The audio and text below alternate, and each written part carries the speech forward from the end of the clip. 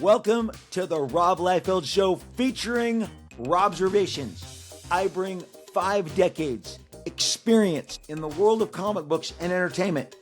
I am not some bystander watching the industry go by. I am a full-blown participant, having contributed lasting, memorable works to the world of comic books that have informed the business and the art of this brilliant medium. If it's happening in streaming, in movies, in comic books, in games, we are talking about it, we're discussing it right here.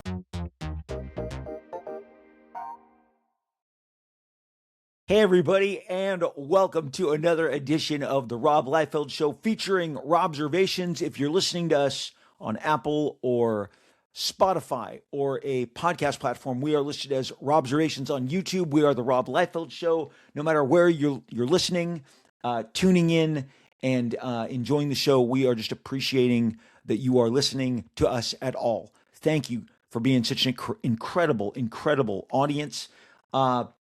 Just some great reaction to the last several shows. I'm just so thrilled that we're having these extended dialogues, these discussions. We're kind of laying it all on the table about what's currently going on in the realm of comic books and entertainment.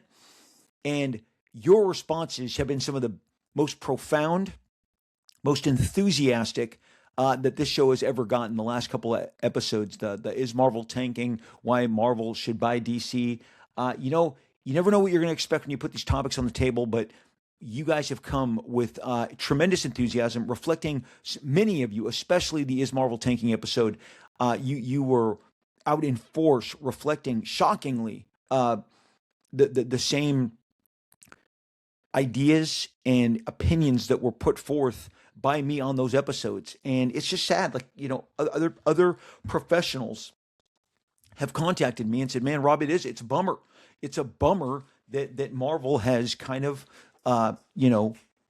slipped and is not performing at the levels that we had been accustomed to. And really what it brought me back to, and stay with me here. We're going to have this experience, and we're going to have this very, very contained illustration, I think, that sums up the last several programs. And then we're going to launch into the comic book rescue roles, which is the name of today's episode, which I'm very excited about because we're going to be able to celebrate creators, the talent that brings these characters to life, that they are seminal talents, but these roles are more important. And these roles are provided by comic book creators. And this show exists to put the spotlight on the comic book creators, much more so than the actors, the screenwriters, the directors. All of them contribute, but without the base, without the very firm foundation that the comic books laid, none of these characters, no matter who your favorite is, maybe we won't mention one of your favorite characters, one of your favorite roles today, but it still provided, the foundation of that is provided by a comic book creator, my fellow comic book creators, whether they are with us or they are not. We want to celebrate them. We want to put the spotlight on them at all times. And I think these 2 examples that we're going to discuss today are the most profound of the examples that anyone could provide for you in regards to just how important comic book, the creation of characters, is to bringing these incredible roles to life, and the transformational aspects they bring with them when they are perfectly paired, as both of these roles were perfectly paired. Now, what I'm going to talk about in regards to Marvel and what we've been discussing, and an example that I think is the best is I was discussing tortilla chips. Yes, tortilla chips. We're going to call this the chips example, okay?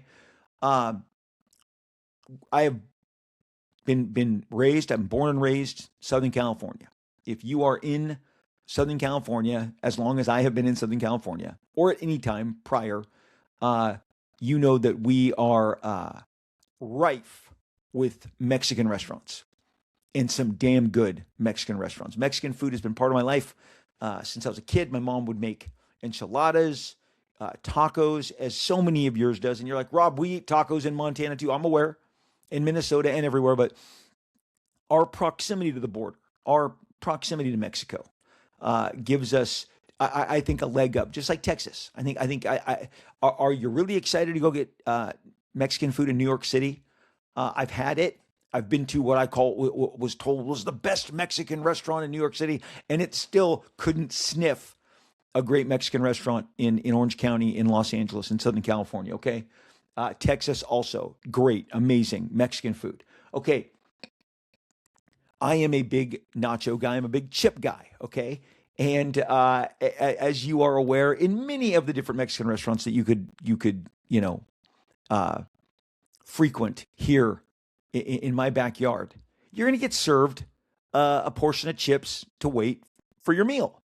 Matter of fact, the chips were an abundance of chips was being served to myself and Eric Stevenson and Robert Kirkman and Todd McFarlane and his wife Wanda when we had lunch 2 weeks ago at a killer restaurant in Pasadena. I don't remember the name.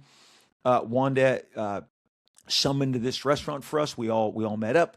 The guacamole was crazy great. The salsa was crazy great. But as Eric Stevenson and I were competing for who could eat and stuff the most chips in each other's mouths, Eric said, "Sometimes I eat so many chips, I can't. I don't have room for the food." And he said that's something that he and his wife have discussed. And I said, "Eric, Joy and I do the same. We eat so many chips that the entrees are like lost on us, and we end up bringing them home because we just went through those chips." Now,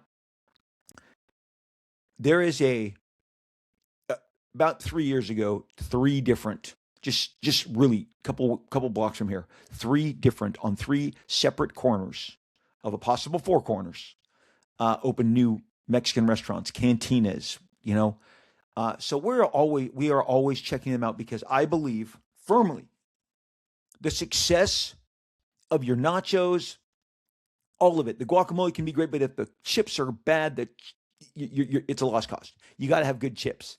Now I can hear my son Luke because I turned him and his buddies on. There was a local Mexican restaurant not far from here that I said, "Luke, you should take your buddies there." And then when they all came back to, watch, I think it was one of the national championship college football playoff weekends a couple of years back. They're like, "Hey, Mr. Liefeld, those are some really good chips." I'm like, "Oh, it's all about the chips."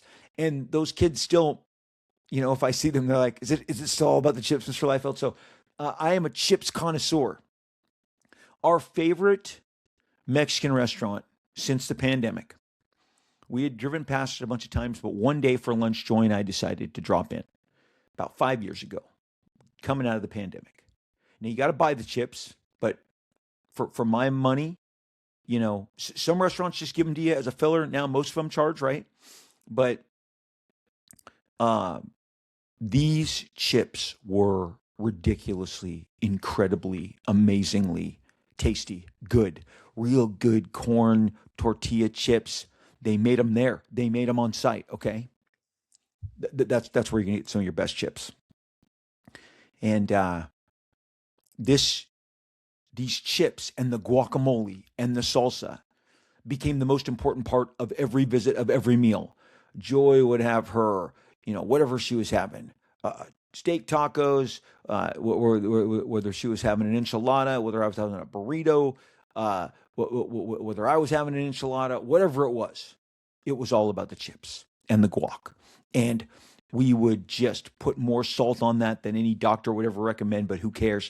And so we slowly started rolling it out to our entire family. Chase Liefeld came with us, Olivia Liefeld, Luke Liefeld, Luke's fiance, later wife.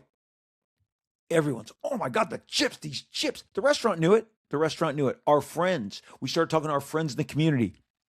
"Hey, you guys go to," "Oh yeah, we always go there for the chips, Everything's about the chips. Last summer, late spring, we're grabbing everybody. We got everybody, buddies in town. "Hey, let's go." We go to the restaurant. We're so excited.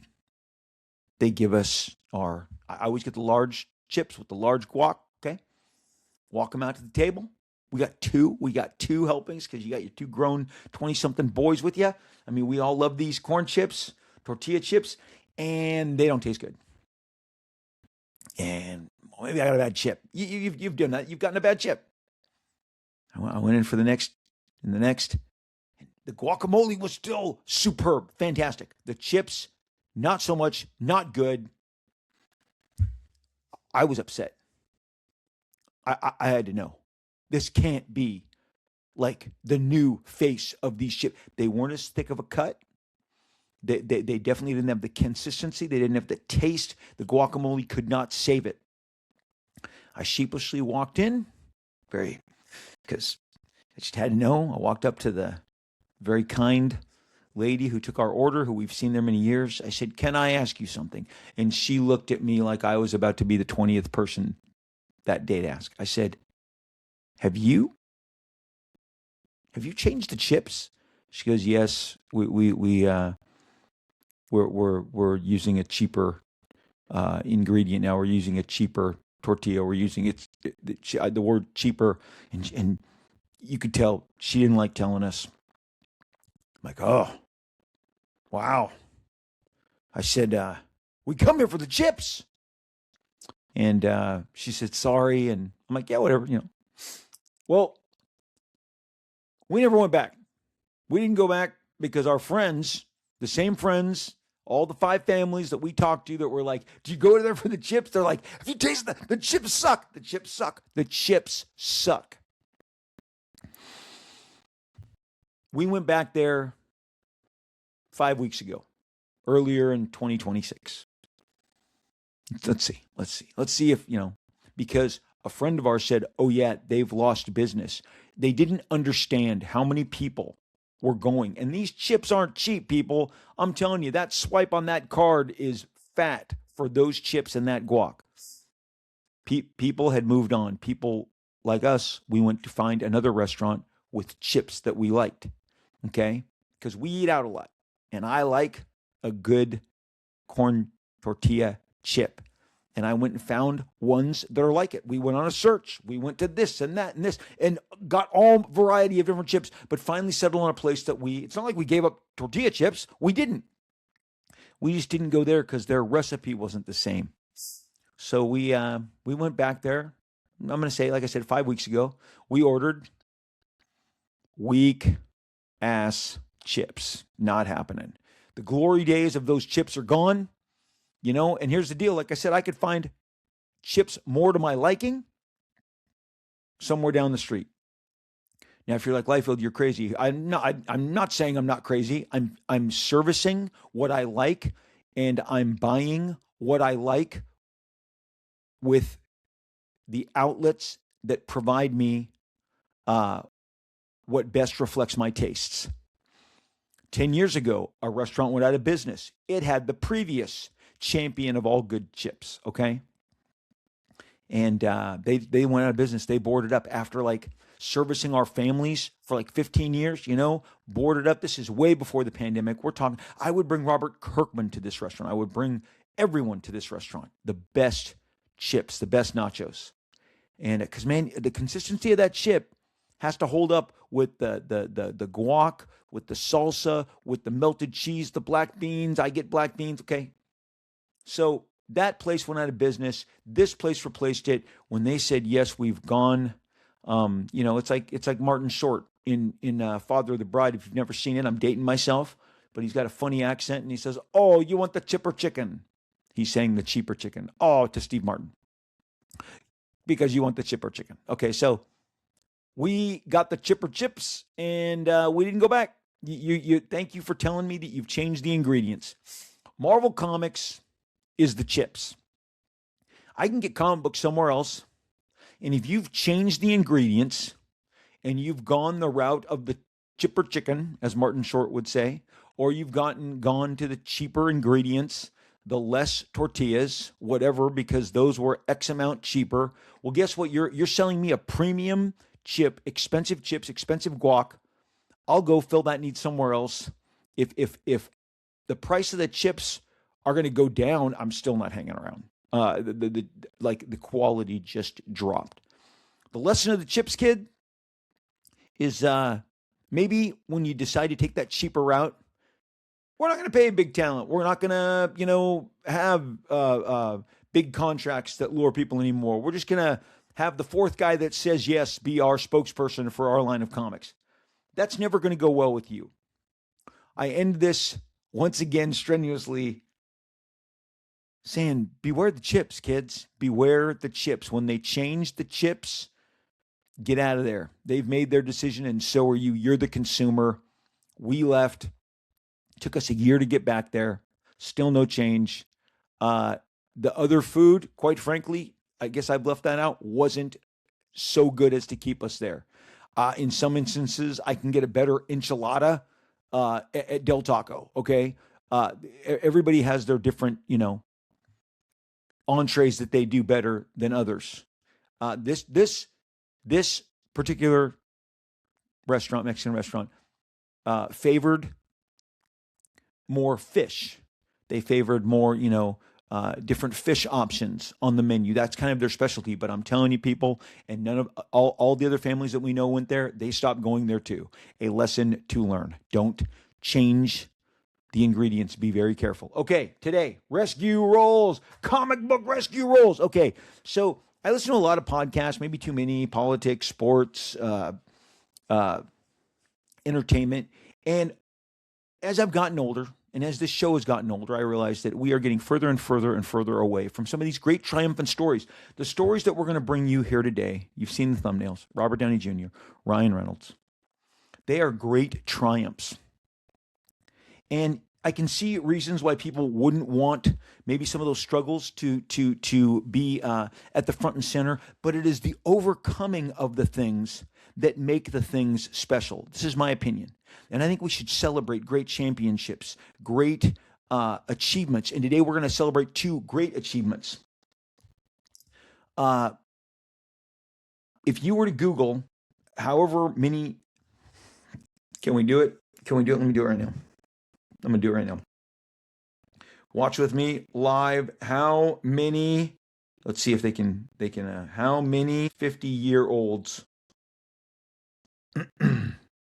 are in the United States? USA! Okay. So right now, there are $20.8 million as of the 2025 data that are aged 50 to 54. What does this mean? This means that, you were likely born from, if you're 54, 55, you were born around 1970, like my wife, okay? We are a severe 3-year difference, my wife and I, but we grew up, watching the John Hughes films, 16 Candles, Breakfast Club, that era. We share that. We were teenagers at the same time. I was just a little older. I was 18 when I was 19 when she was 16, okay? When we met and became friends. My friend was dating her sister. That's how I met my wife, and we hit it off, and we've been best friends and now married this summer, 31 years. Could not be more excited. If you haven't picked up on how much I absolutely adore and love my wife, then that's my failure, because she's something special. But she was born in 1970. Will be 56 this year, currently 55. I'm 58 years old. If you the further you go, so if you were born, I guess in 1975, you're looking to be 51 this year. Well, that means, in 85 you were 10. Joy was 15 in 85. Our generation grew up digging on Robert Downey Jr. and he was an actor that caught our attention in all of those various teen movies that I mentioned. All of the teen movies that he stormed the theaters with. He was obviously a guy that we all got really, taken with. From his earliest appearances, I remember profoundly being impressed with him in Back to School. That's where he really came on my radar. I know he was, I believe that he, man, I don't want to misquote this. I believe, is he in Weird Science? Maybe it's Weird Science, but he had a slightly larger role. Uh, in There he is, Robert Downey Jr., Weird Science. Boom. So 1985, 1986, 1987. I'm getting to know Robert Downey Jr. That is my interaction with him. Is all these great geared for teens, maybe mostly teen boys, back to school. My wife doesn't love it. Does yours? Maybe it's because of William Zabka uh, being the bully again, but he's great. Uh, Downey Jr. is the best friend of Rodney Dangerfield's son in that movie. He's got a lot of great lines, got a lot of great charisma. He's again a little more than he is in in Weird Science, but he is profound when he shows up. You noticed him. He had charm. He had presence, and he was part of these big hits. Back to School was, let me tell you something, for young men my age in in 1986, because I'm 18. I can't tell you how many times I saw it. Back to School. Okay.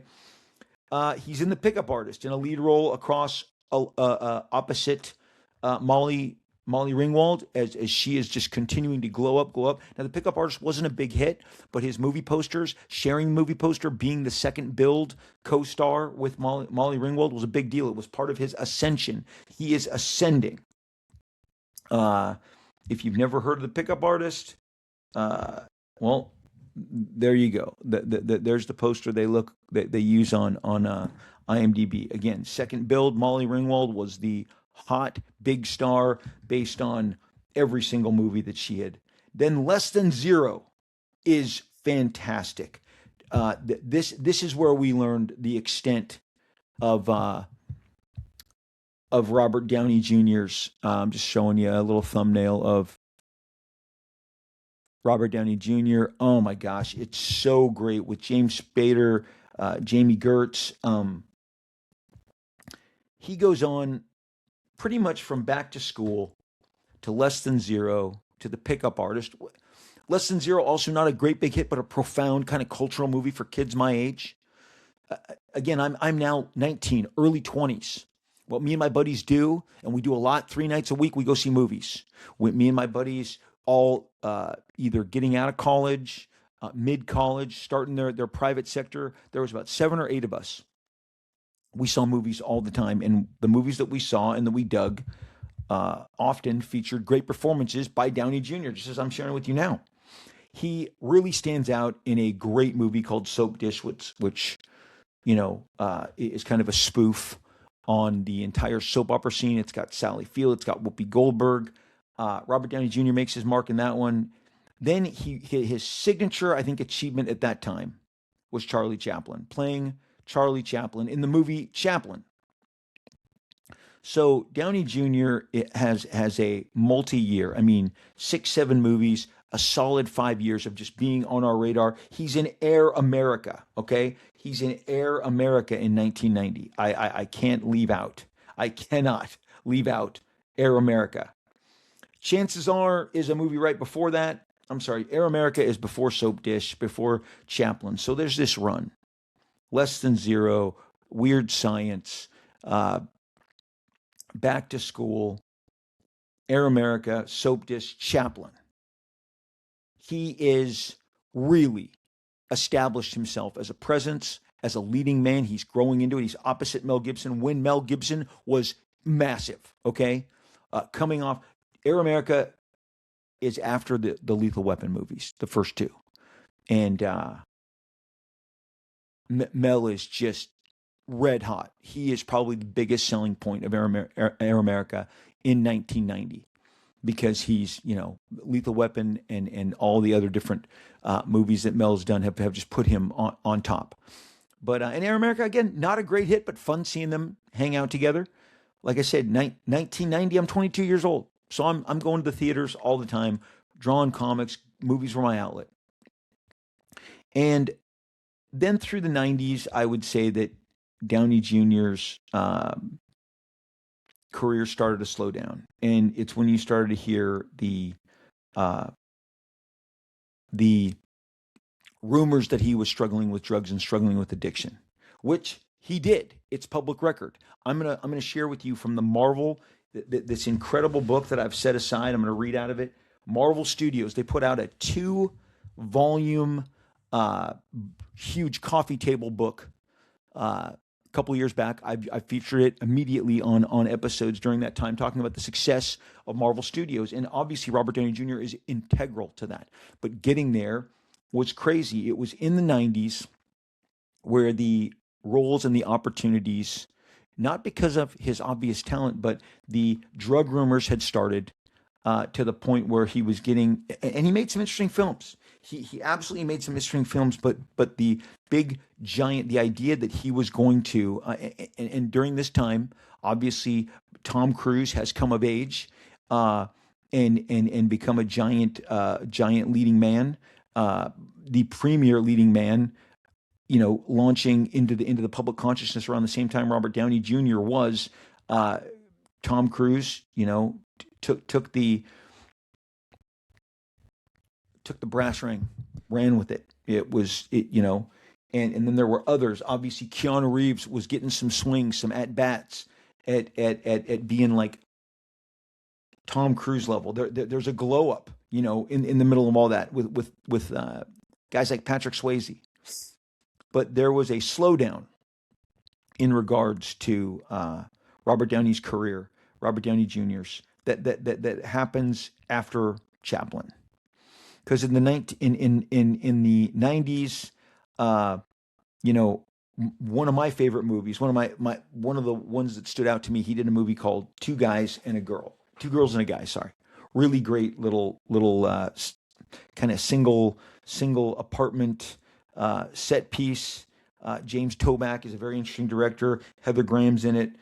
Natasha Wagner, and really like that movie.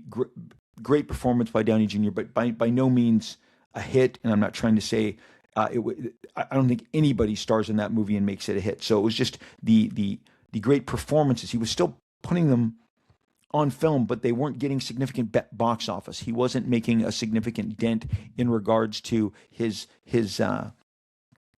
advancement as a leading man. Whether it's Hugo Pool or Restoration. Here, I'm going to give you something. Danger Zone is a movie put out in 1996. Okay, about 6 years after Air America. Uh, you know, 5 years after Chaplin, which is an incredible movie, an incredible performance. Uh, he's now, bouncing around in different movies. Only You, Richard III, but Danger Zone in 1996. This is pre Titanic. He is second build. Okay. He is second build. The reason I bring up Titanic to Billy Zane. Okay. So there's been a bit of at this point, Downey Jr. is no longer in ascension. And we as fans knew it because other stars were grabbing, Stallone, Schwarzenegger, and Bruce Willis were grabbing a lot of the A-list material, as is evidenced by their output. You got Tom Cruise. Again, you got Keanu Reeves. You got Patrick Swayze. Brad Pitt is going to start happening, but he's not happening yet, okay? So we're not going to jump the gun and put him in a position that he wasn't in at the time. And like I said, the drug rumors start, and we as fans are reading about them, and we're watching him kind of vanish and not be as prevalent as he once was in the marketplace. And so I guess the worst that it got, I remember we read one day that he had crawled into under the influence at probably one of the worst periods of his struggle with drugs and addiction. And his story is on a drugabuse.com website, okay?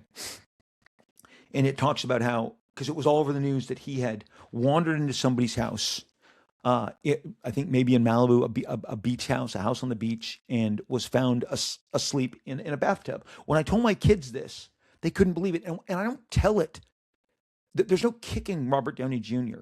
The guy is on top of the world and one of the most respected, most dynamic, uh, you know, most successful actors in the world right now, and has been, at least as we're going to discuss, for the last 18 so years.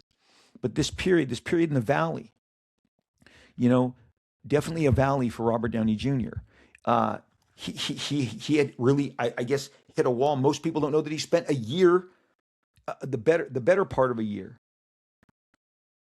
in 1999 in a prison, okay, in a state prison. Uh, it was a 3 year prison stint, but he was able to get out, and he was passing out in people's beds, in their bathrooms, whatever. If I'm getting some of that wrong, forgive me. But he was wandering into people's houses, and he was passing out, and would be found there. And so this was making in Los Angeles, in Southern California. You don't think that made front page news?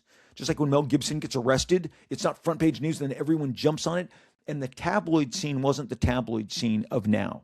The tabloid scene back there was like Extra and Access Hollywood. And that's the biggest that you got. There was no TMZ at the time of this. This stuff would have been magnified, maybe even greater. So he is found and is having all of these a cycle of drug and alcohol abuse. And obviously, it starts limiting his roles. And there was a time where we were sitting there going, man, is Robert Downey Jr. going to make it? Are we going to lose this incredible talent? This guy is so charming and talented, as evidenced by Chaplin, all the promise of the early, back to school, the Weird Science. Some of you are going to listen to this. You've got to mention his Saturday Night Live. Yes, he was on Saturday Night Live. I think it's the 1986 season. That season is seen as regarded as really terrible because it was. There are far few. The good stuff is far and few between. Okay, it is hard to find like breakout skits from that. But yeah, he was trying to find his place, and he had found his place, and he was ascending. But then he second billed to Billy Zane in 1996. The late 90s are rough to him. Like I said, he does the prison treatment. He does the prison stint in 1999, and then when he gets out, because the guy's sick talented. One of our favorite shows, and one of the reasons it's one of our favorite shows is it was on our honeymoon, or it was our 1 year anniversary that we were going out to dinner in Maui. My wife and I, we come back to the hotel. We're totally exhausted. We turn on the television and we watch this show called Ally McBeal, starring Callista Flockhart, and we were just so taken by this show. We were so incredibly taken, and we thought it was so offbeat and weird and funny, and we became avid Ally McBeal fans. So Robert Downey Jr. is going to star and does star in the 4th season of Ally McBeal. Comes out in 2000, and he is a he's a giant part of the show. He kind of, and I'm sure David Kelly was thrilled. He kind of takes over the show. And his chemistry with Callista Flockhart is incredible. It's in absolutely like the perfect chemistry, the great leading man that the show had been missing since the character that was Billy, who had played Billy, Ally McBeal, the character Ally McBeal's ex-husband, had passed away in a very dramatic episode. And so now they're filling this void. They're giving her this new romantic lead. It's Robert Downey Jr., and he's so incredible. And we're like, okay, so Downey Jr. is now doing television. And look, there's a lot of truths in the stuff that you see in movies, especially by some of the best filmmakers. I go back to it all the time. My buddies and I talk about it all the time. The Al Pacino as the agent to DiCaprio. I've mentioned this a couple times just this year alone. But when I watched it, it is so evident of what happens to so many talents. When Al Pacino was telling DiCaprio's character, is it Rick Dalton, that you got to stop doing these television appearances. You got to stop being the bad guy of the week, because when the audience sees you go down, they automatically associate you with being down. And at some point, and I'm paraphrasing, they're not going to let you back up. They've cast you in this role. So we've all seen, especially streaming's different. Streaming isn't the network TV scene of the 70s and the 80s and the 90s. But the stars of Friends were trying to get into movies. The stars of ER like George Clooney were wanting to get into film and leave television behind. And during that time, Downey Jr. was arriving in television, and he was great. But even that got derailed, unfortunately, because he was arrested during that time filming the show. And apparently David E. Kelly had said that wasn't the only time. He's gone on record in an interview. I'm just reading what is written here. Uh, and again, just so we're clear, Downey Jr. was sentenced to 3 years state prison in 1999, failing to comply with court-ordered drug testing, a consequence of multiple probation violations. Following a 1996 arrest, he served approximately 12 to 15 months of his sentence before being released. Okay, uh, so it is after this time that they book him on Ally McBeal, and I'm going to tell you, we're Downey Jr. fans, we're Ally McBeal fans. Boom, he's fantastic. But another altercation happens, a situation where he's arrested. Fox lets him go. He does not come back for the following Ally McBeal season. It was one glorious, incredible season. He sings. He's just prancing around. He's dancing. He is the perfect foil to Ally McBeal. Newsflash: they're set to get married on the show, and they don't, and that's because he's gone, and they had to write him out. Now you go, but Rob, then after that, he rallied. Apparently his wife gave him an ultimatum if everything that you're reading is what I'm reading. I'm just a huge fan of Robert Downey Jr., and the end of this story is so triumphant. But you can see where fans of Robert Downey Jr. were concerned. We've seen the drug addictions that take our favorite athletes, our favorite musicians, performers, and our acting talents that we favor. And so there was like a sense like we just want this guy to pull out of this tailspin. We want him to find success. And so in 2003, he begins this turnaround. The town loves him. Okay, you can tell the town loves him. Like Ally McBeal, they want him to work. Again, it was in 2001 on parole because he's on the 2000 season, September 2000 of Ally McBeal. That obviously carries through to 2001, but it was when he was found wandering around barefoot under the suspicion of being under the influence. It ended with them letting him go from Ally McBeal. But he was fighting his way back, and his wife had been a significant presence in convincing him to get sober, find sobriety, and he did, and that's the great part of this story. But now, as you're going to see with Ryan, there's some baggage with some of the self-inflicted wounds that any career like that has managed. I'm not going to go into names. There's guys in comic books that fall under this auspice, these exact same auspices of they were tremendously talented. They became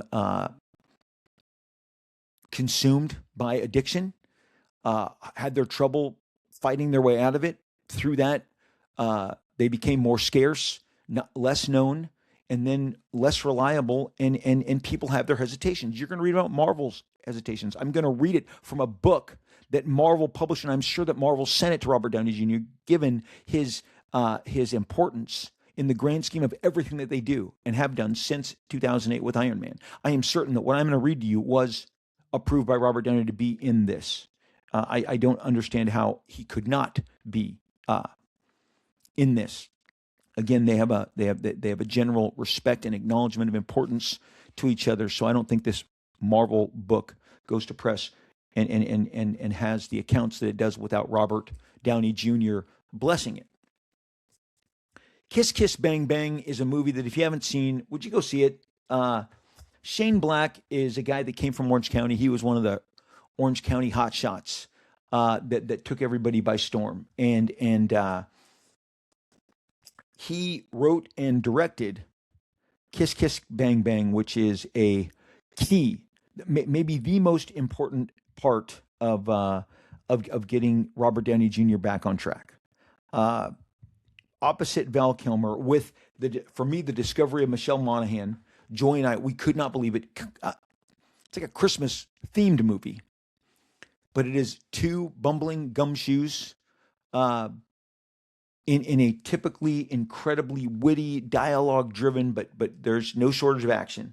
Shane Black just absolutely crushes it with Kiss Kiss Bang Bang, and he came to fame with Lethal Weapon. Going back to Downey Jr., going back to Mel Gibson. This Shane Black, you're like, wait, what? Shane Black is one of the members of the squadron that is dispatched alongside Dutch in Predator. You can see Shane uh, on the plane with his glasses. He's the smallest of the bunch.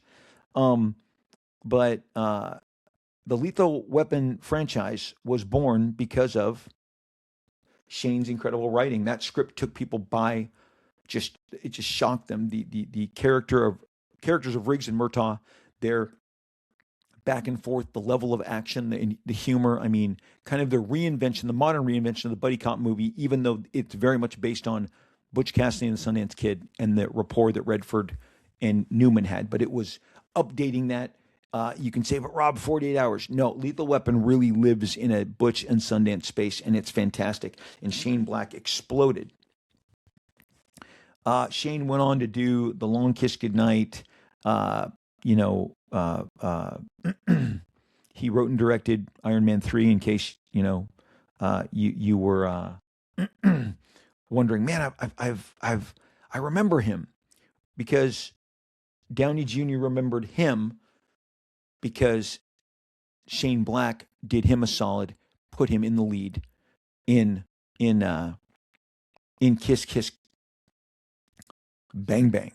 You got to see it. It's so good. Anyone who's ever seen it, who hasn't seen it, if you're going to see it for the first time after listening to this, you're going to go, wow, that's the movie that showed Hollywood that Downey Jr. was capable of coming all the way back. Now, I've heard people go, oh, it's Zodiac. It's not Zodiac. Okay. He's not even, he fights to be the third lead in the Zodiac film and is completely like exits the top of the third act, and we don't see him for the next 60, 70 minutes as the movie wraps up. But he's great in it. That's not to say he's not great in Zodiac, because he is. And I remember seeing this going, wow, you know, this is really incredible. Zodiac was shot in 2005. As we are seeing Kiss Kiss Bang Bang, David Fincher has put Downey Jr. in Zodiac. Dave Fincher is obviously since Seven a significant director of note. Okay, Shane Black getting his first shot to write and direct a movie. Val Kilmer, Downey Jr., very exciting story. But Dave Fincher picking you for his magnum opus is different. And so it tracks that this was a big moment for Downey Jr. Principal photography on Zodiac began September 12th, 2005. The movie wrapped in February 2006, okay? It is not released till 2007 because they couldn't make the awards season on Zodiac. Downey Jr. is great in the movie. He's fantastic. lot of if you're watching me online and you see how many times I'm putting my glasses back on and back, I go as needed where needed. The the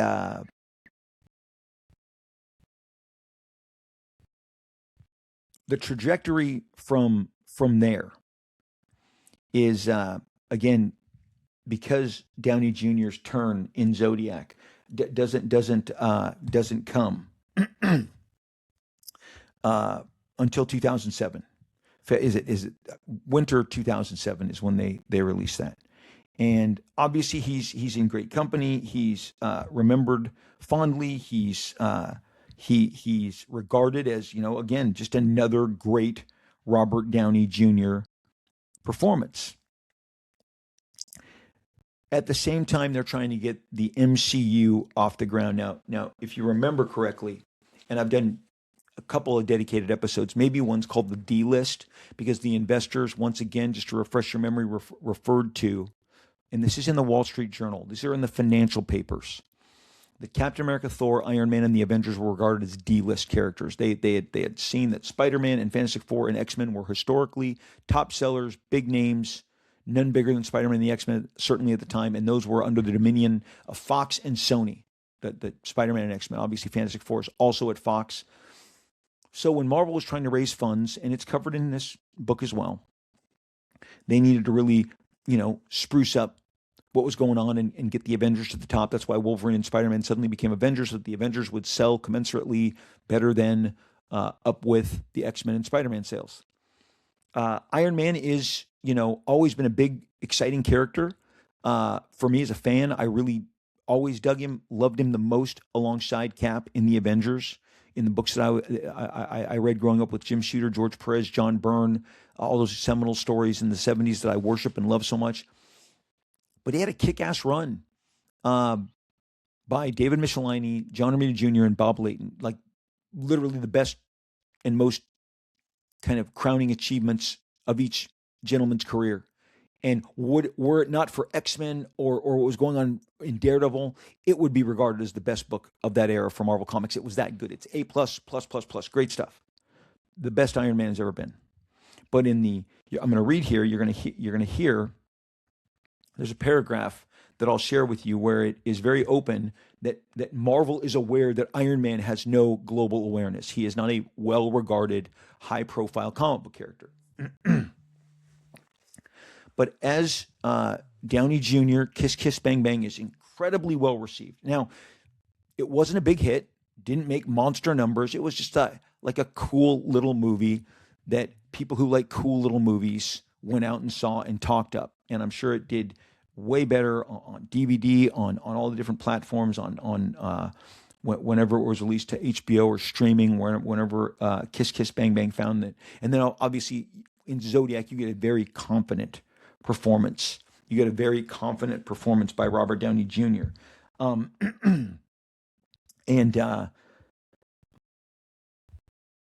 So he's starting to get back on radars. The Ally McBeal stuff is behind him. He's starting to fight back. Obviously, I'm pretty sure that we can all agree that Robert Downey Jr. is aware of how talented Robert Downey Jr. is, and he wants back. His wife, helps get him fully sober. He's back on track. He wants to be the guy. Well, they were chasing. It was no secret that Marvel Comics was chasing Tom Cruise, and in much the same way that they would suddenly start portraying, you'd be like, hey man, they're drawing Tony Stark like this character, or they're drawing Nick Fury like this character. They did an entire series of Iron Man where suddenly you're going, that looks like Tom Cruise with a goatee. It was supposed to. It was coming out in the time that they were trying to woo the actors, and they wanted Tom Cruise. They wanted Tom Cruise as Tony Stark. They felt like if they could get Tom Cruise as Tony Stark, then they were set. Well, they had put together their team, and this is what where I segue over here. They were raising money for Iron Man, the Hulk. They felt they were the first best entrants to launch their MCU, not a licensed universe, one that they would own and control, and all the money would go to them. They had raised money to do these movies. So this is, I'll hold it up for you. Again, it's got the Iron Man. It's the Marvel Studios. The other half of that logo is the other coffee table book. They stack them on top. You stack them on top of each other. They have a beautiful slipcase. The screen test that changed everything. I'm reading from page 29 of Marvel Studios. Okay, and the full name of the book, Marvel Studios. The story of Marvel Studios, the making of the Marvel Cinematic Universe, written by Tara Bennett and Paul Terry. Okay, there is a foreword by Kevin Feige and an afterword by Robert Downey Jr. Okay. The screen test that changed everything. It said on the casting front for Iron Man, Jon Favreau knew that finding the right actor to portray Tony Stark was make or break for the movie, and he was already working on other parts, reaching out to his friend Terrence Howard to lock the actor as Lieutenant Colonel James Rhodey Rhodes. With a name actor attached, the bulk of their attention would be then focused on Tony Stark. It was really challenging to cast Iron Man at the beginning, admits casting director Sarah Finn. It was a property that people were not familiar with, so we really cast a wide net. We looked in London, we looked in the States. I remember sitting down at one point with Jon Favreau and everyone in the room. I said, tell me everything you want to feel when you see this character on screen. As the auditions continued to mount without a match, Robert Downey Jr. was a name that kept coming up. Jon Favreau knew him and liked him, but there was resistance in a lot of ways to Downey Jr. because he wasn't seen as an action hero.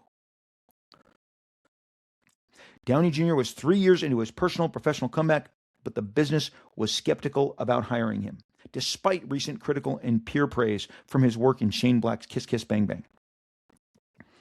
Curious about the opportunity, Jon Favreau invited Downey Jr. in to talk to him.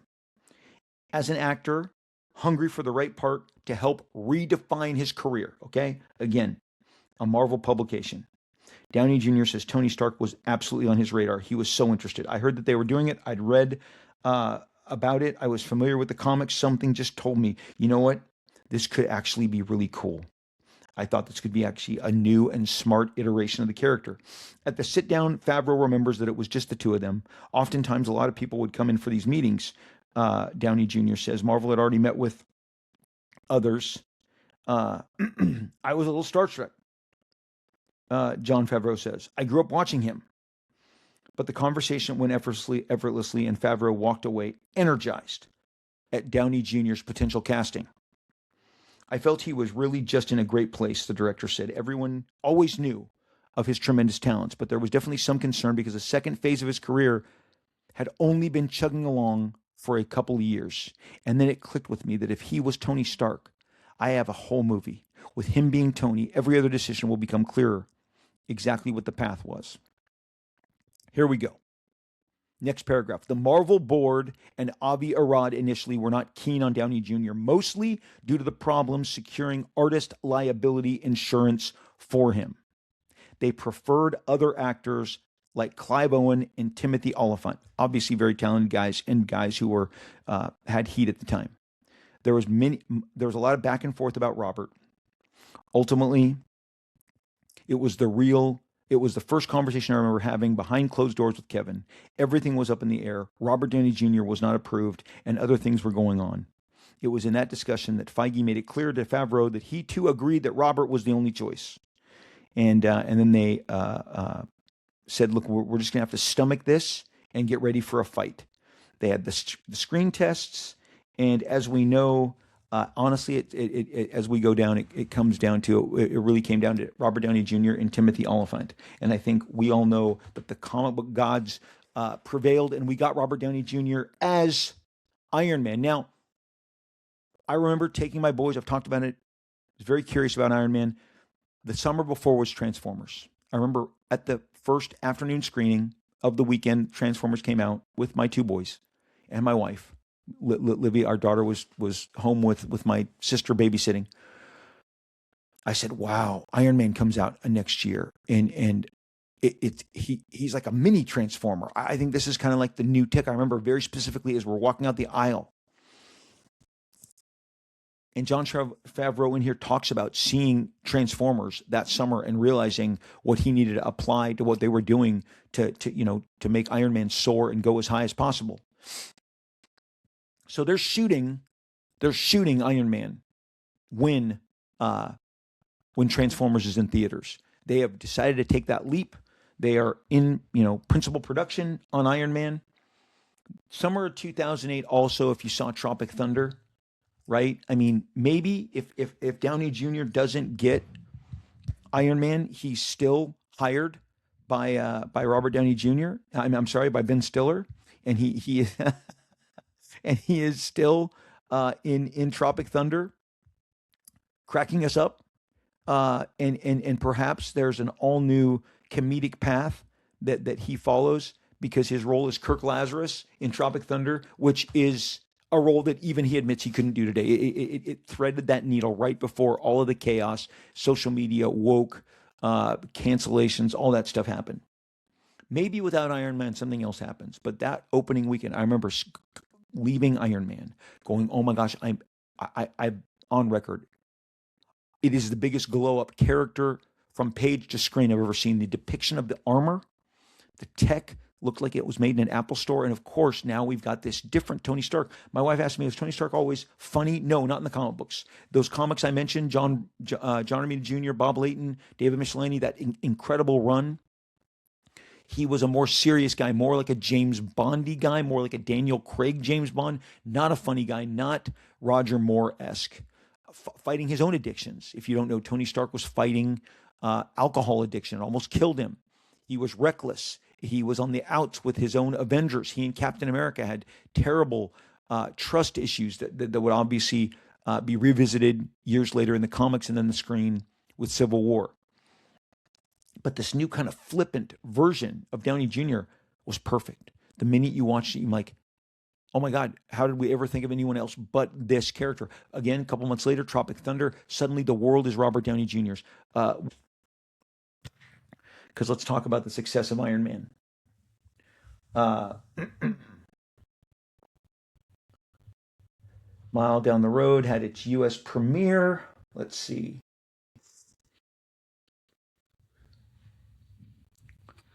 They talk about, bottom line, the box office of Iron Man and the incredible numbers that it did. It's $100 million opening weekend that blew everyone away. I think, did it end up with $580 million worldwide, which was unheard of at the time. No one had seen the rooftop, the ceiling going that high. In regards to Iron Man. Maybe I turned away from this too fast. Iron Man just explodes, becomes this massive, incredible hit, and I guess here it is: $102 million opening, a $318 million domestic box office take with a 585 worldwide. To put it into comic books perspective, the 2000s saw the following total domestic ticket sales. X-Men made 157 million total, Fantastic Four 154. Okay, those are the budgets. That's the success that they had budgeted it for. So, knowing if we could do that, we could make more movies. Iron Man blew them away, blew away the success that they had expected. And they were off to the races. Now, here's the thing. You're like, but Rob, and Sherlock Holmes. Let's think about this. Because again, what happens? He puts on the armor. Downey Jr. is now Tony Stark, giving the performance of a lifetime in an incredibly perfect movie. Iron Man #1 is perfect. That tech, that visualization, that armor, the set design, the FX, all of it contributes. Without that, you just get a great Downey Jr. performance. But Iron Man takes him higher than any of the competition at that time. Obviously, it gets dwarfed by Dark Knight with Heath Ledger as the Joker a few months later, but Iron Man is the sweet surprise of the summer, and now it's like we can build on something. We have something that we can take higher. Sherlock Holmes, which you see a year and a half later, it comes out Christmas of 2009. In case you're wondering, they don't even hire, Guy Ritchie to direct Sherlock Holmes until the summer of 2008. Okay, they don't hire him until June or July of 2008. So Iron Man is now out. A director has been found. It says right here that Guy Ritchie signed on to direct Sherlock Holmes late June 2008. Okay, they don't even start shooting until October. So for the movie to come out in Christmas, Thanksgiving, winter of 2009. And he talked about that he very much wanted to pursue Downey Jr. and the success of Iron Man. Suddenly, you're a studio head and you're wondering, okay, Downey Jr., this is somebody who we've been thinking of, but we're not sold on. Oh my gosh, did you see the opening to Iron Man? Did you see Downey Jr. is all the way back? Guy Ritchie wants him. Guy Ritchie's our director. Boom. Can he shoot in October? He's there with Jude Law, with everyone else. Killer cast. I think Rachel McAdams is in the original Sherlock Holmes. And they are off to the races. Iron Man jumpstarts Robert Downey Jr.'s career, a comic book character created by Stan Lee, Don Heck, Larry Lieber, Jack Kirby, like the fantastic foursome of comic book creators. You got the King, you got Stan the Man, you got Heck, you got Lieber. Iron Man was part of comic books since I came in, whether he was in the Avengers, in his solo team, in Marvel Team Up, in Marvel 2-in-1. I bought his regular series, I bought his annual, and again, he was never better than he was in the late 70s, early 80s, really embodying kind of that spy billionaire mystique that would be just part of his evolution, because the Downey Jr. and the reach of Downey Jr.'s depiction of Iron Man, which is so different than any of the Iron Mans that we were experiencing at that time. I mean, the Iron Man that we were experiencing in the pages was a guy who was fighting to keep his business from collapsing, rival billionaires, all the stuff you saw that he was going through in the movies, except without any of the humor, none of the wisecracks. He wasn't a funny guy. Downey Jr. changes all that. Because of Iron Man, he gets Sherlock Holmes, which obviously gets a sequel. Um, he's now all the way back. Downey Jr. is headlining movies right, left, front, center. Uh, I'm trying to think of that movie that he does with Zach Galifianakis. That's that's really funny. Let's see, what is it? Is it called Road Trip? Is it called Road Trip? I'm not sure. I'm not sure. But you've got this incredible reign from Iron Man to Tropic Thunder to Sherlock Holmes to Iron Man 2, where he is just crushing it. Downey Jr. is just cannot be stopped. He's all the way back. He's now an integral part, and he's got Iron Man to fall back on. I did an episode earlier this year called the two roles, the secret. You got Rambo, you got Rocky. Okay, you got Indiana Jones, you got Han Solo. When these actors find these roles, Ethan Hunt and Maverick, you've got these two roles. You can maximize. You can come back. It really, one role is all you need. Two roles gets it. It's just so sweet. And Downey Jr. in the immediacy of following Iron Man suddenly was back in our consciousness with big filmmakers, big budgets, big blockbusters. And I believe that the due date, not road trip, due date, thank you, due date. He just came all the way back. Obviously, winning the Oscar for supporting actor. I forgot to mention, he won a Golden Globe for that one season of Ally McBeal, the 2001 Golden Globe. That's how great Downey Jr. was on TV. We were gifted him because of his struggles, and then he just blew us all away. Got awards last year. Oppenheimer, just incredible. I feel like I honestly felt that he would not come back and do comic book superhero movies. I felt like that because of what had occurred, and so now we've got him. He wins for Lewis Strauss, and now we've got him coming back as Doctor Doom. And I'm gonna, because he's Robert Downey Jr. I'm open minded to it. It's not something that excited me at the time. I think all of us are kind of sort of on the fence, but we're ready to be blown away. Maybe there has been that much time between his depiction of Iron Man and this upcoming depiction of Doctor Doom. Whatever it is, he has earned our trust because he is that spectacular of a performer, worth every dime. He's a guy that puts butts in seats, and this is a butts in seats existence, whether you are a sports star, whether you're a musician, an actor. It's, will they pay to go sit and watch you perform? And with Downey Jr., I think we've established that.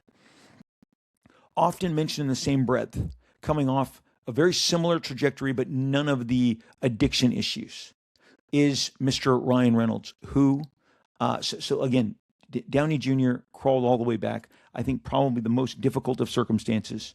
I can't imagine what it was like, what it was like for him to conquer those demons and to be all the way back and to be as incredible as he's been, also as a producer and an entrepreneur. But with Ryan Reynolds, there was another career in a bit of tumult, in a bit of chaos, that a comic book character, one that I happen to know very well, delivered him to another level. And let me just, I'll start at the end with Ryan, because again, since it's been a year since Deadpool came out, and it is really still astonishing. First of all, it's astonishing that it's been a year. I think we can all agree. Like it's just flat out astonishing that it has been 10 stinking years. Okay, since that time. So the box office reporting the morning of Deadpool, when it had made its jaw-dropping R-rated debut on a much smaller budget than I think anybody possibly realizes, $56 million. In Downey Jr.'s case and in Ryan Reynolds' case, Iron Man, no matter what, given when Downey Jr. was set to play him, remember, they said he was an unknown.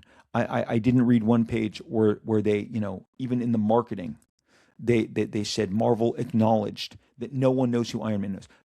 But comic book public, the cartoon public, we knew who Iron Man was. He was special to us. He was more popular at the time than Downey Jr. Deadpool was more popular than Ryan Reynolds.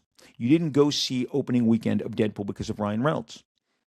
Ryan Reynolds movies leading up to Deadpool. Uh, we'll get to that in the Daily Variety, Hollywood Reporter. Both I'm reading from both of them in the opening weekend of the Deadpool's box office. In a sea change for Hollywood's go-to genre, comic book adaptations, Ryan Reynolds' very R-rated, very irreverent Deadpool grossed a record-breaking 132 million over the 3-day Valentine's Day President's Day weekends, one of the best showings of all time for a superhero movie and shattering all expectations. It is an enormous victory for Fox and for Ryan Reynolds. It catapults Reynolds to a major stardom, much as Iron Man reinvigorated Robert Downey Jr.'s career. So they are immediately opening weekend being contrasted together. Ryan Reynolds, Robert Downey Jr., both of them kind of comic book rescue roles. It's the name of the episode because it's the truth. Paul Degrabedian, a longtime media analyst with ComScore, he comments on all these articles every week. He is quoted here as saying, all it takes is one giant, massive, record-breaking movie to put any career back on track in regards to Ryan Reynolds. The reporting goes on to say, Deadpool reignites, this is opening weekend, the Monday after, reignites the career of Ryan Reynolds. Filmed for an economical $56 million, the 20th Century Fox release has already made back its production budget and then some, racking up $135 million over its first 3 days. It could make $150 million over the 4-day holiday. It also stands as the biggest box office bow for an R-rated movie, sailing past The Matrix Reloaded's $91 million launch. The success of Deadpool extends a lifeline to Ryan Reynolds, once a rising star in Hollywood, whose ascent was derailed by costly bombs, Green Lantern, and R.I.P.D. So the perspective at the time on Ryan was, and I'm going to tell you right now, one of the reasons Fox, speaking for Tom Rothman, it was told to me personally, one of the reasons that they were hesitant about, because I was trying to get this movie made with everyone else in 2009, summer of 2009. If in case I've chronicled this, a 5-parter. It's the beginning of our second year. So these are 2021 episodes, January 2021 episodes. I began our second season of the show by telling you the road to Deadpool, basically the history of Deadpool. I did it in 5 different parts. It's probably a total of 4+ hours, maybe 5 hours, but it tells you where I conceived of him, his success in paper, with toys, with video games, especially during the time Deadpool was only 2 years removed from his dedicated video game being in stores. He has R-rated video game, not voiced by Ryan. He had been in numerous video games. A Spider-Man, he was an entire level of a Spider-Man video game. He was the unlockable character in the Marvel Lego game, which was a massive, massive hit. He was in he was in the X-Men games. He was in the Marvel Ultimate Showdown games. Ultimate Alliance games, excuse me. Deadpool video games were massive. Ask the 10-year-olds of that time how much of their time was devoted to that. There was no streaming. There was no social media. All of that time that they do now was in front of the consoles with the PlayStation, with the Xbox. I knew I had 2 boys during that time who in 2009 were 9 and 7, okay?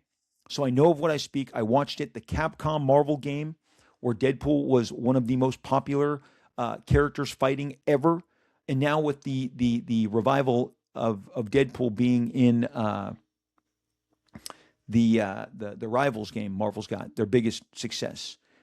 People have really sparked to the fact that Deadpool is a giant video game superstar and has been for almost 30 years.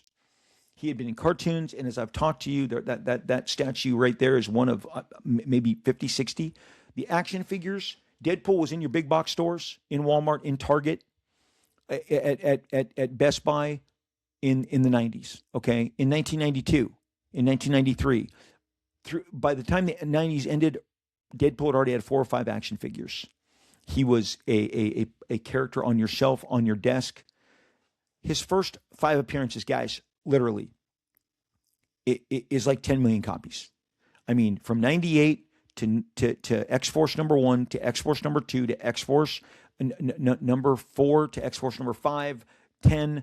But before he ever spins off into his own series, he is already. And what does that mean? He was purchased. He was put in a bag. Those comics, we put them in bags and boards, sometimes Mylars. We put them in our special collections. We write letters telling people how much we love them. We then start buying all the action figures, all of the data on Deadpool, no matter what. These high-end statues that started rolling out in the late 90s.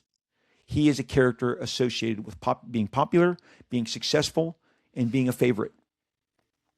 I'd say in the comic book world, Deadpool had achieved greater success than Iron Man in terms of outside merchandising, and especially in the video game platforms, prior to Iron Man being a movie.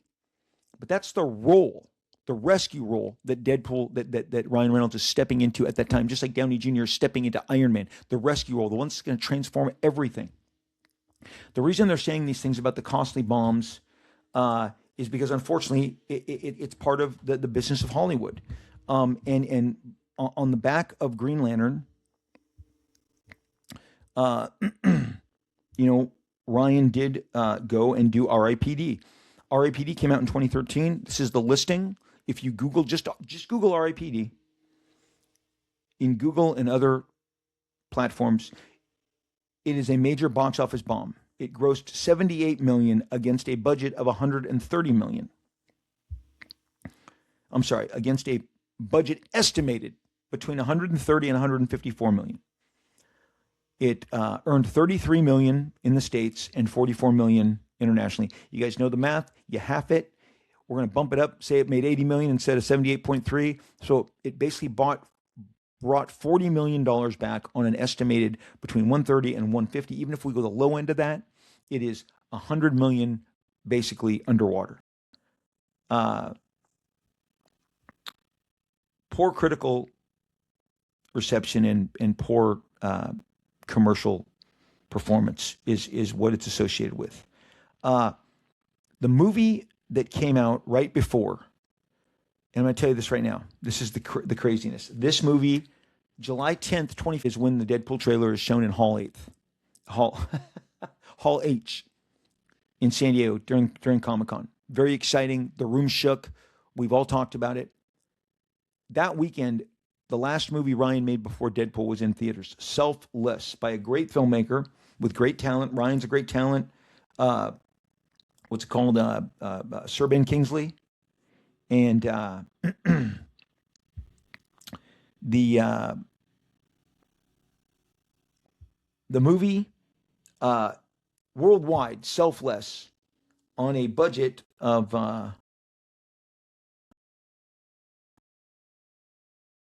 $30 million, opened to $5 million. It says the movie was critically panned, did not recover its marketing costs. Worldwide, it made $30 million on a budget of $32 million. So again, do the math. It brought in $15 million. So this was the last movie. And this is me speculating. I was shoulder to shoulder on the rooftop, Entertainment Weekly, when they were taking their photos, talking to the magazine. I was with the entire cast. And I felt a sadness, maybe even an anxiety, possibly about debuting this at Deadpool. Now do it against the fact that this movie is bombing that weekend. And the sweeter the triumph for Ryan when the room shook. And there was even trepidation when I was on set. Would this movie actually work? They had cut it to the bone. Tom Rothman, Fox, everybody who had kind of been spooked about the movie had made sure that the movie did not carry a great cost with it. So it was not... So if it failed small. It didn't fail big. So to get that affirmation in Hall H, my family was there, all of them. Yes, my daughter saw that, and at the time, she's 11. She's digging it.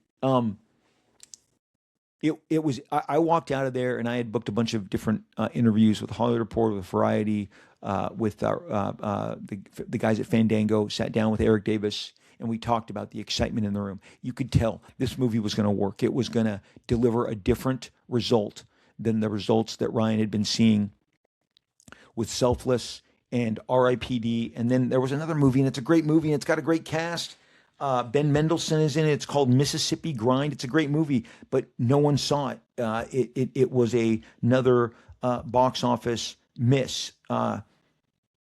If I told you that Mississippi Grind had a worldwide take of $422,000 on a $8 million budget, yes, I said 422,000. Youngblood number one will have made far more uh, than that number.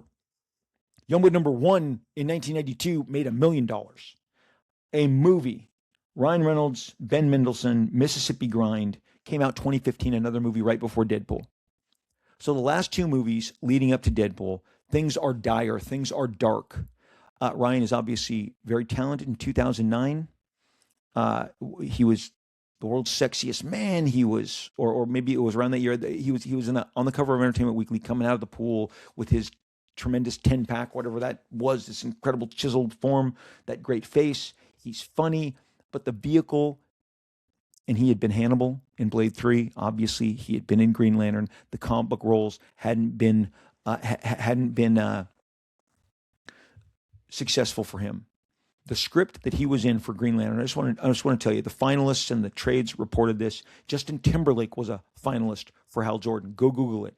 Bradley Cooper was a finalist for Hal Jordan. Okay, none of them would have made that Green Lantern movie work either. That was not Ryan's.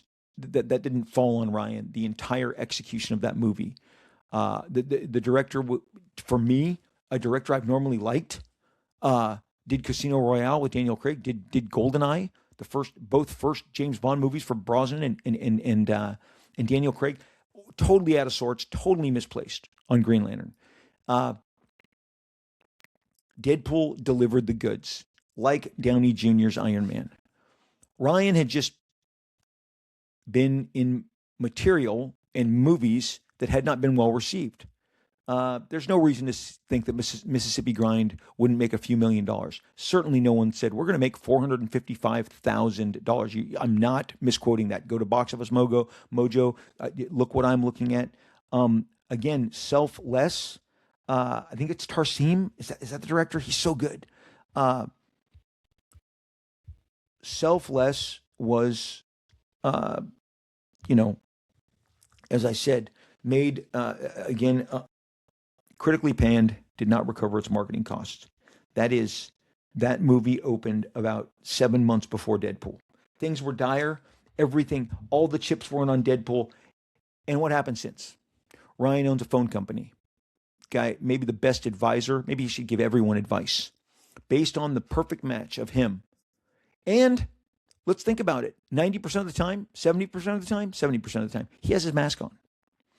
Even the sequel, I was like, I cannot believe you did not show more of Handsome. I thought we were going to get more flashbacks to Afghanistan Ryan or Mercenary Ryan before he submitted to the program so that we get good-looking, handsome Ryan. But we only got a couple of those scenes, very few, much less than I thought. In the red costume, but because, and I'm going to tell you right now, I'm going to tell you, just like Favreau was perfect for Iron Man, Robert Rodriguez said no to an early submission. My agents all told me this. People at Fox confirmed this. Robert Rodriguez, Edgar Wright, the guy who directed Zombieland. Everybody, it seemed like everybody turned down Deadpool. Tim Miller was the perfect fit. That screenplay that when I got it, it's written by Rhett Reese, Paul Wernick. Those were the names on the screenplay. Perfect. It was tough to match it with someone who was going to be that incredibly gifted at bringing that to life. And Tim Miller was that guy, and Blur was his studio, and it was a perfect combination. But Deadpool was the more popular figure in that opening weekend. Ryan Reynolds, I'm certain, has considerably more money than Deadpool. But again, he's got Wrexham, he's got his liquor company, he's got his phone company, mogul. Ryan is now a mogul, and it happened because of Deadpool. If mogul status is where Downey Jr. lives now, it's because of Iron Man. These characters that you collect, that you buy, that are in your long boxes, short boxes, they're slabbed. They're the books that give you the best memories. They were created by people who love comic books, who love sequential art, who loved putting their imagination on paper for the price of a pencil and a piece of paper. People always say to me, "Did you know Deadpool?" I cover this all the time. "Did you know Deadpool was going to be popular?" I'm like, "Well, I didn't put him in the back of the cover. He's in the front. He's front and center. He's standing the closest to you. He is in front of Gideon. He is standing parallel to Domino, who's crouching down. Okay, he has main character energy from the jump. He is introduced in a 3/4 page splash. He takes down the entire New Mutants team. That's subliminal. You watched him take down everybody that I had spent a year making special, powering up. Suddenly, Cable is taken down. Deadpool was meant to have impact. He had impact. He never looked back. Millions sold, and a merchandising bonanza followed him for decades. As I said, 6 or 7 video games, none bigger than the Capcom or the Lego. And he had his own video game. Do not forget, 2.5 years before the movie comes out, he's in his own video game that you could buy at every GameStop, put in your PlayStation, put in your Xbox. They eventually made both versions, so don't come on and correct me, as so many of you, the correction police, the correction police. Oh, he missed a fact. I don't care what year Gary Payton played. He was called the Glove. That's all that mattered. He was competition. Comic book characters, comic book roles, they can change the life, the fortunes, the visions, the destinies of these people. And you're saying, "Rob, why'd you pick them?" So we're going to wrap up. Christopher Reeve was introduced to the general global worldwide public as Superman. We knew him as Superman. He broke as this incredible character that he embodied better than anybody who's ever played him. Hugh Jackman was a global unknown. American audiences weren't familiar with him. I can pretty sure if you ask Hugh or his agent and they say, what were you paid for that? It was pennies because he was unknown. We were introduced to him, fell in love with him as Wolverine. It wasn't an obstacle he had to overcome like Ryan's 6-7 year kind of bumpy existence, like 7 years of not finding that next hit. I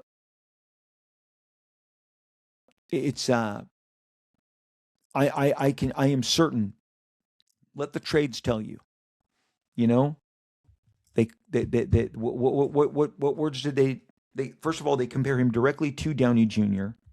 for the giant recovery, and then they and then as we discussed, they say it is a reigniting of Ryan Reynolds' career.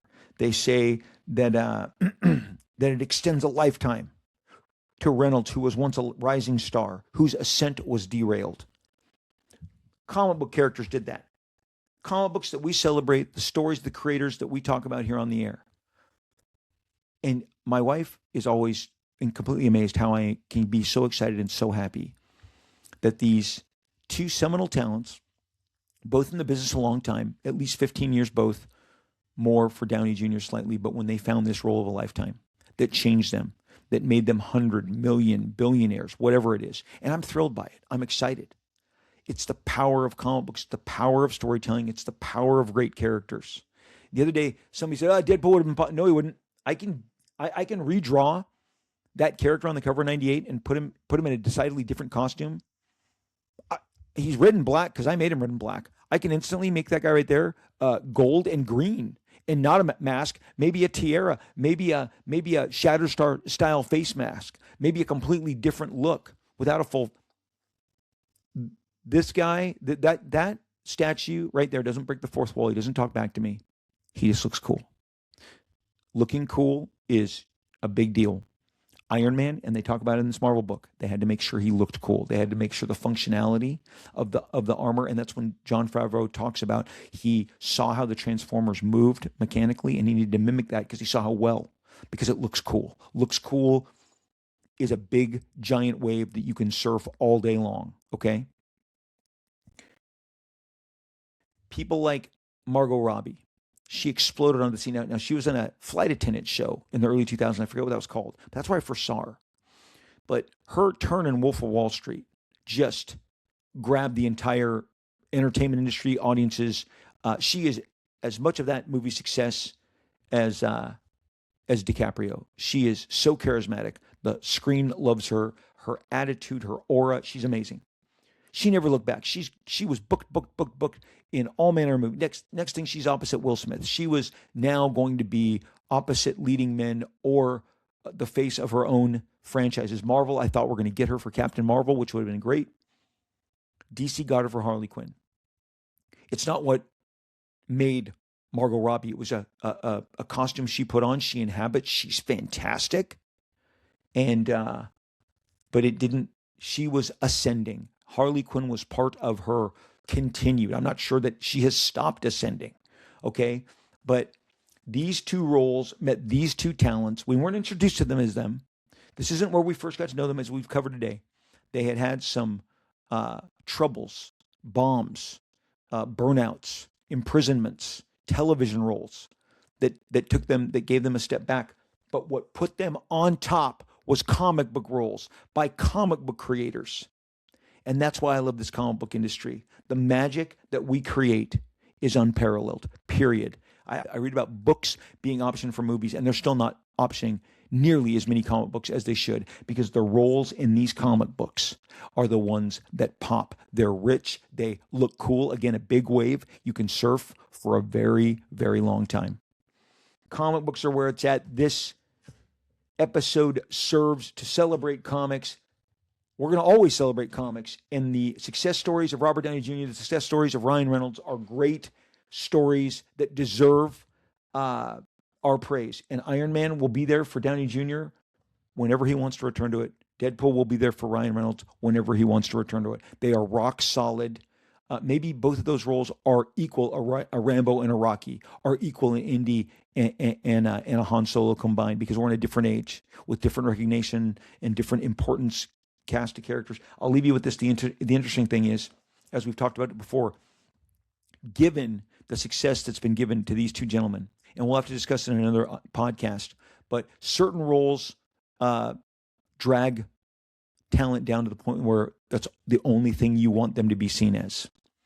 To the point where DiCaprio has told Chalamet and Austin Butler and Callum Turner and Jacob Elordi and this entire new, and Glenn Powell, don't wear capes, don't wear spandex, which is why you haven't seen a real new, while you're getting all these 60-year-old guys, 50-year-old guys to be comic book heroes again or still, because the new generation has been spooked by the fact that some of these actors, some of these roles, they can't outrun. Now, Downey Jr., he showed you, I can go and I can be an Oppenheimer and win an Academy Award.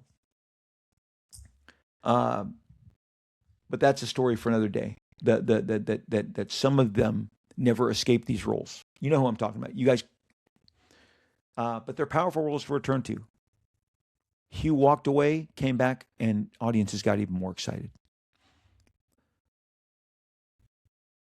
Incredible comic book character that has given Hugh Jackman nothing but incredible success. Guys, thank you as always for listening to the show. Thanks for walking through this dissertation. The comic book rescue roles are real. They're real. You know it. I know it. Comic book rescue roles. Guys, thanks so much for listening. I'm on X at Robert Liefeld, RobertLiefeld, blue check mark. Don't go, because it's there that you're going to hear me telling you that Youngblood, this is our legacy issue 98 that I'm holding out, Youngblood is out. And I'm going to be sharing this on X at Robert Liefeld, RobertLiefeld. What a mouthful. Blue check. It's really me. I'm the one pimping this to you. I'm the one reading your comments, telling you that you missed out on this nice sketch edition, or maybe you got it in time. Again, your legacy Youngblood 98, because we're almost to issue 100.